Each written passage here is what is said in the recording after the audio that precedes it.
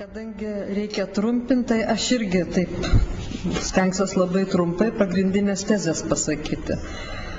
Na, aš truputį norėjau ir apie Maceiną kalbėti ir dar kitus filosofus, bet kadangi lietuvių jūs jau esate susipažinę, tai nutariau tos dalykus šį kartą nutilėti, bus atspausdinta.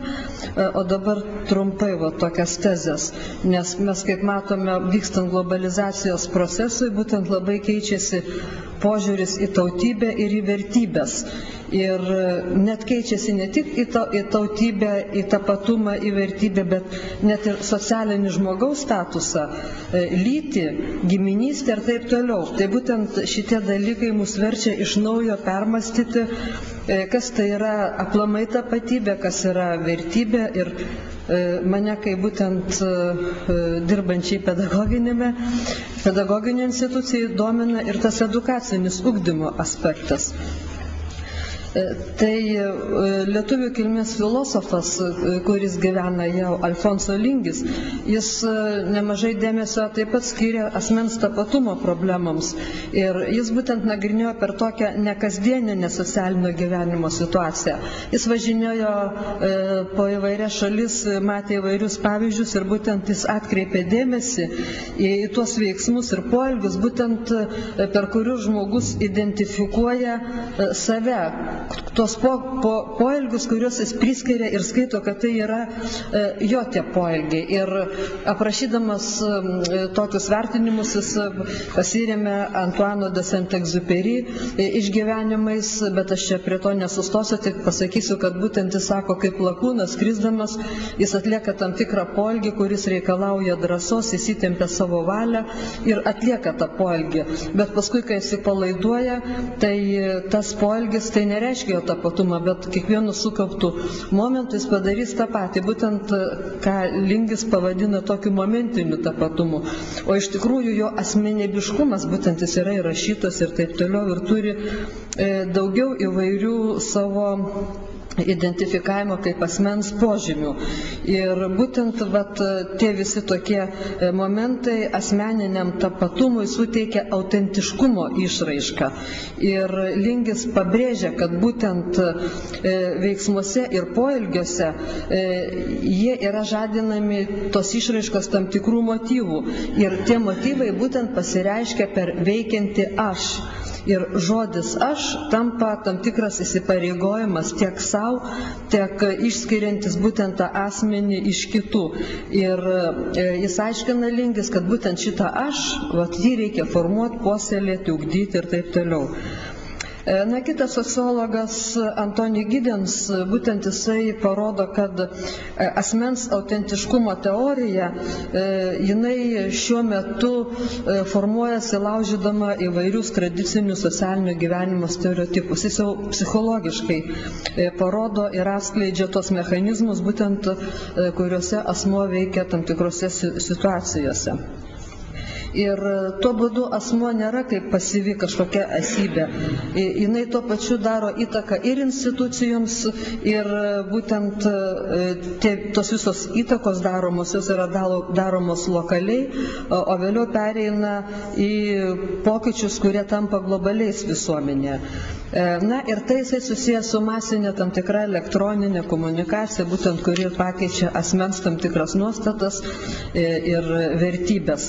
Ir būtent šiuo metu dėka to globalėjančio proceso, dėka tų visų elektroninių masinių medijų ir visų naujovių atsiranda tam tikri kintamumai tiek lokalinių, tiek globalinių įsipareigojimų. Ir būtent atsiranda naujos tam tikros fragmentacijos ir dispersijos formos.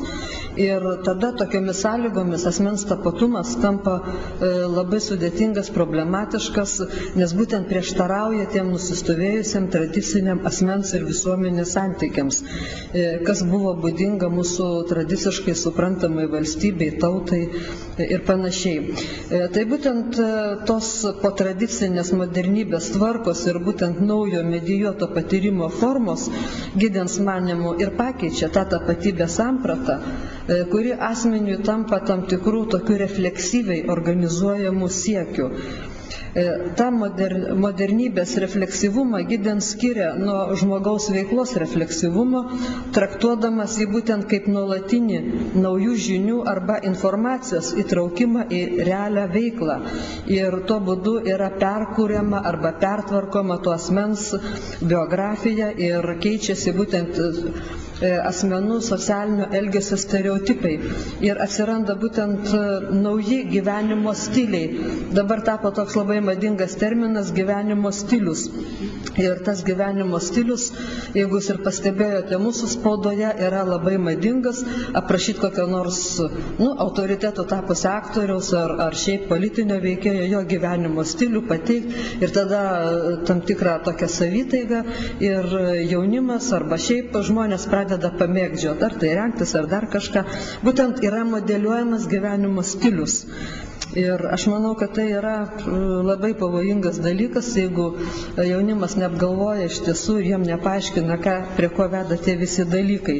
O būtent šitie padariniai ir tampa globaliniais reiškiniais.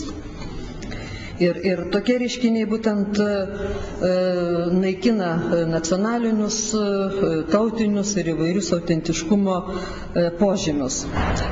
Todėl šiuolaikinėje tokioje veržlioje gyvenimo tempų ir situacijos kintančioje visuomenėje būtent reikia naujai žiūrėti į ugdymo procesus.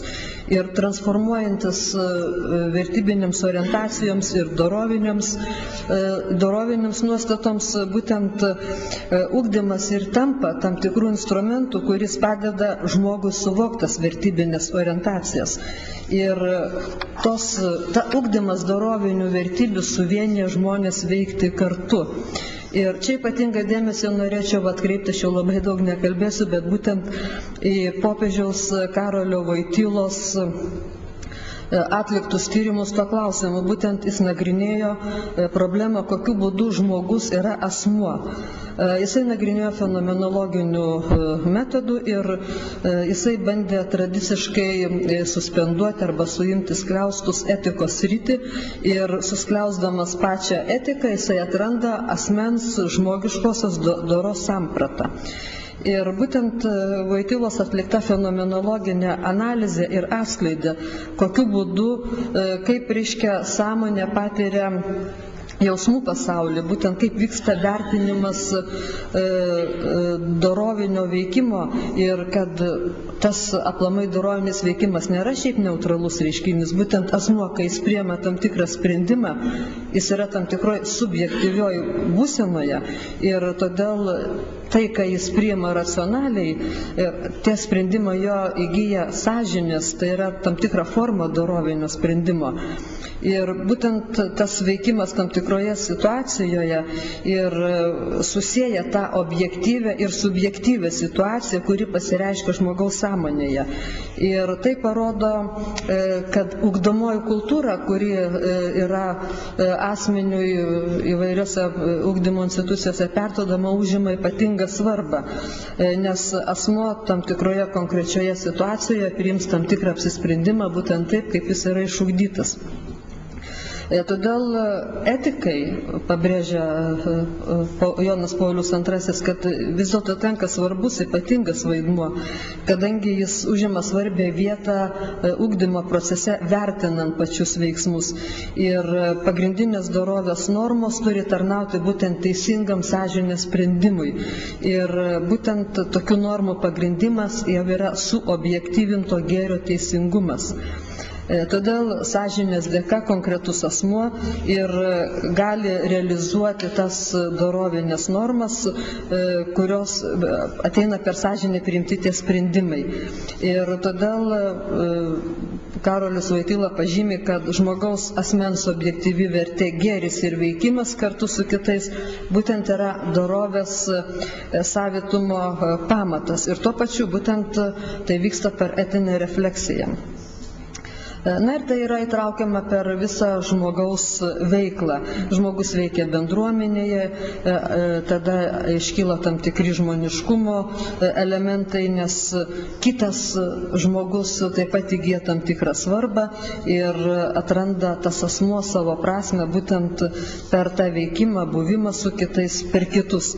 O kada žmogus užmiršta tam tikrus dorovinius elementus, kada jis užmiršta priesaką mylėk, tai pasak Voitylos, būtent tai yra ta tamsioji tokia žmogaus gyvenimo pusė ir tada tiesiog užmirštamas evangelinis priesakas, kuris atsiskleidžia per artimo meilę. Na ir pabaigai noriu pasakyti, kad šiuolaikinė sudėtinga ir nuolat besikeičianti socialinė, ekonominė bei kultūrinė, dvasinė erdvė naujai modeliuoja tapatumo sampratą, todėl mes turime taip pat atsisakyti tradicinio suvokimo ir pasižiūrėti būtent kaip šiuolaikiniai sociologai, krikščionis, filosofai būtent traktuoja tapatybę, kada yra kalbama apie aš, apie kitą, apie veidą. Į veidą susitikimus ir jie būtent skleidžiasi autentiškose žmonių veiksmuose ir poelgiuose ir reikia nepamiršti, čia ir profesorius Genzelis minėjo, kad kalba, gimtoji kalba taip pat vaidina svarbu vaidmenį, kadangi žmogus pradeda formuotis savo gimtosios aplinkos, savo tėvynėje, savo šeimoje, savo būtent savo savitoje tradicijoje. Ir ta tradicija etinių, religinių pagrindų susiformavusi europinė tapatybė dabar būtent globalizacijos procese keičia savo dimensijas. Todėl mums reikia iš naujo apmastyti, ką reiškia globalizacijos procesas ir kaip šioje transformuojančioje visuomenėje, vertybių sampratoje reikia atrasti iš naujo autentišką tapatybę. Tai ačiū.